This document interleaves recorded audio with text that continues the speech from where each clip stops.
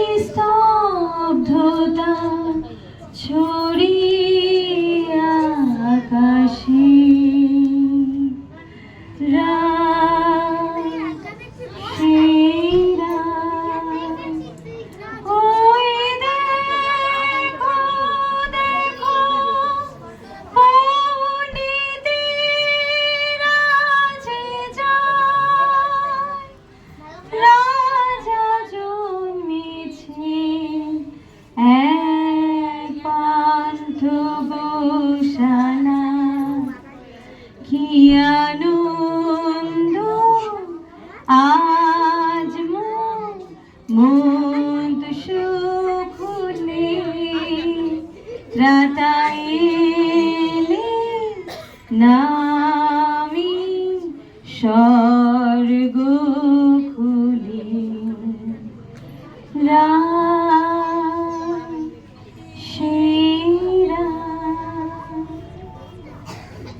অগস্ত্য কৈশোর যখন রোমের সম্রাট এবং হেরোদ ইহুদিদের রাজা, সেই সময় ঈশ্বর তার প্রধান দূতকে গাব্রিয়েলকে নাসরত নগরে এক কুমারীর কাছে পাঠালেন, আর সেই কুমারীর নাম ছিল মরিয়ম।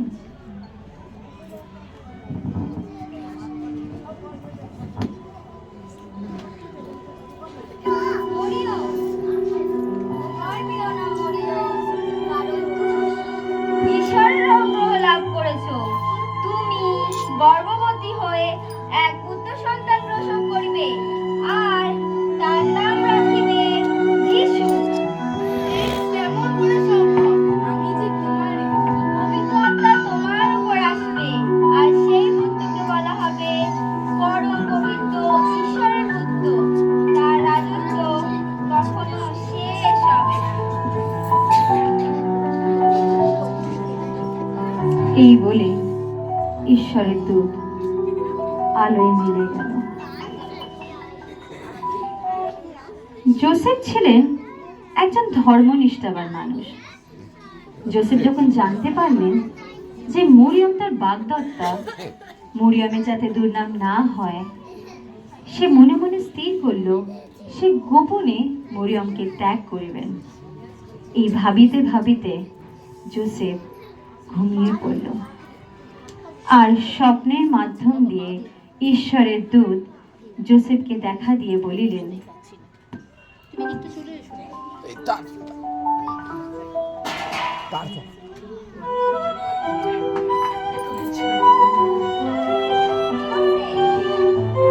দাউদের সন্তান, তোমার স্ত্রী মরিয়মকে গ্রহণ করতে ভয় করিও না, কারণ তাহার গর্ভে যা আসিতেছে তা পবিত্র আত্মা হইতে আসিতেছে, আর তার নাম রাখিবে যীশু।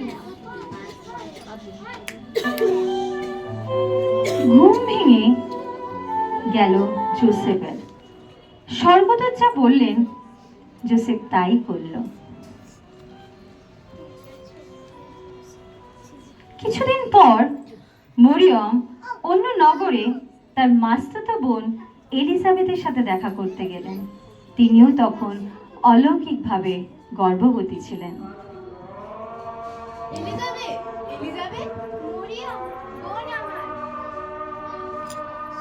নারীদের মধ্যে তুমি ধন্যা, ধন্য তোমার গর্ভের সন্তান। তোমার গলার আওয়াজটি পেয়ে আমার গর্ভের সন্তান আনন্দে নেচে উঠল।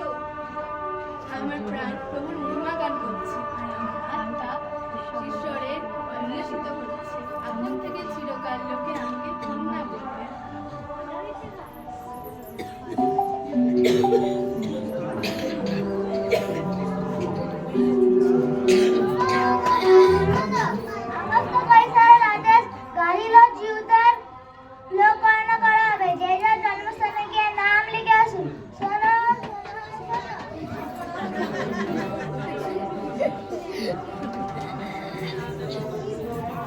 ওই অঞ্চলে রাতের বেলা কিছু মেষপালকের দল তাদের মেষ পাহারা দিচ্ছিল। এমন সময় ঈশ্বরের দূত তাদের সামনে উপস্থিত হলেন, আর স্বর্গীয় আভায় চারিদিক আলোকিত হয়ে উঠল। দাউদ নগরে তোমাদের দাওয়াত এসেছে।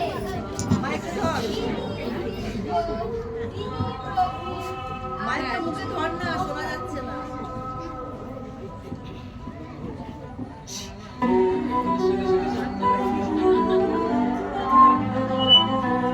চলো চলো আমাদের দান করাকে ডেকে আসি।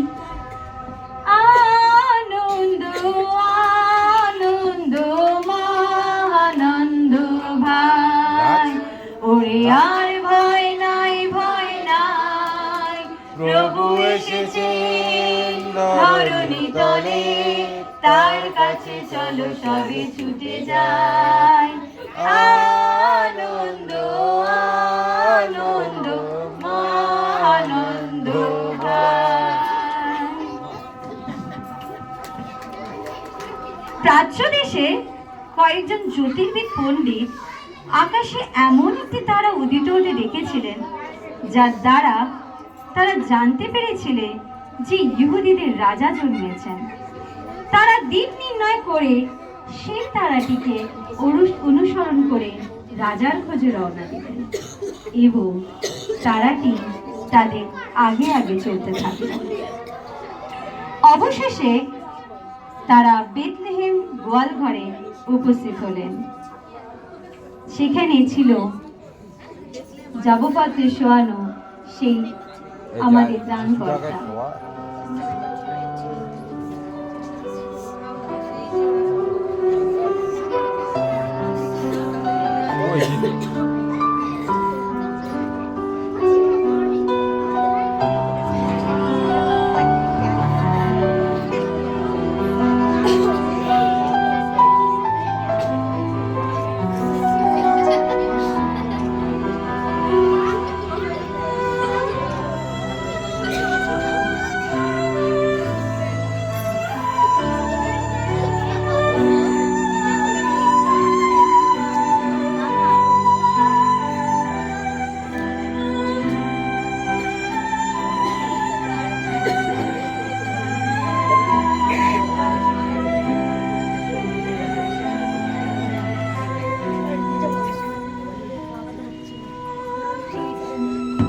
ছোট ত্রাণকর্তা আমাদের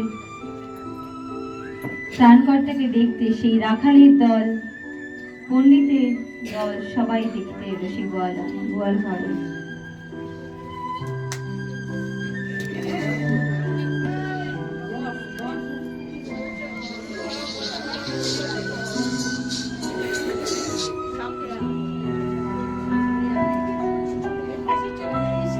এইভাবেই সেই ত্রাণকর্তা আস্তে আস্তে বড় হতে থাকলেন।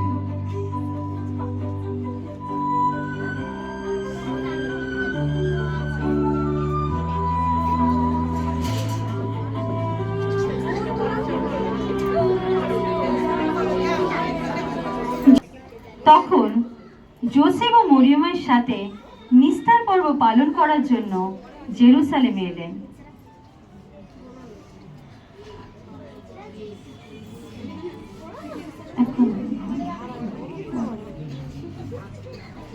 নিস্তার পর্ব শেষ হয়ে যাওয়ার পর যিশু তাদের সাথে আছে ভেবে তারা যিশুকে ছেড়ে চলে গেলেন, আর যিশু জেরুসালেমে রয়ে গেলেন। অবশেষে যখন দেখতে পেল মরিয়ম ও যোসেফ যে যিশু তাদের সাথে নেই, তারা আকুল হয়ে যিশুকে খুঁজতে খুঁজতে 3 দিন পর তারা জেরুসালেমে এসে দেখলেন যে যিশু ধর্মগুরুদের সাথে কথা বলছেন।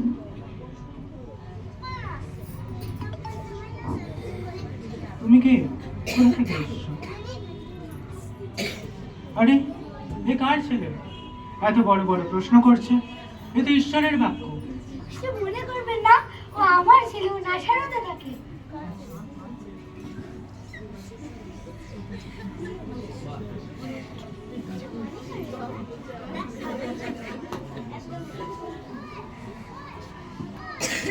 কেন করলে তুমি? তুমি জান না তোমার বাবা আর আমি তোমাকে আকুল হয়ে খুঁজছিলাম। তোমরা খুঁজছিলে কেন? তোমরা জানো না আমার এই পিতার কাছে ব্যস্ত থাকতে হয়। যিশু তার পিতামাতার সাথে নাসরতে ফিরে গেলেন।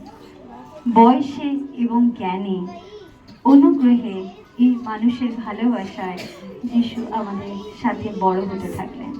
আস্তে আস্তে তার সমস্ত অলৌকিক কাজ তিনি শুরু করলেন। এখানেই আমাদের ছোট নাটক। Thank you so much.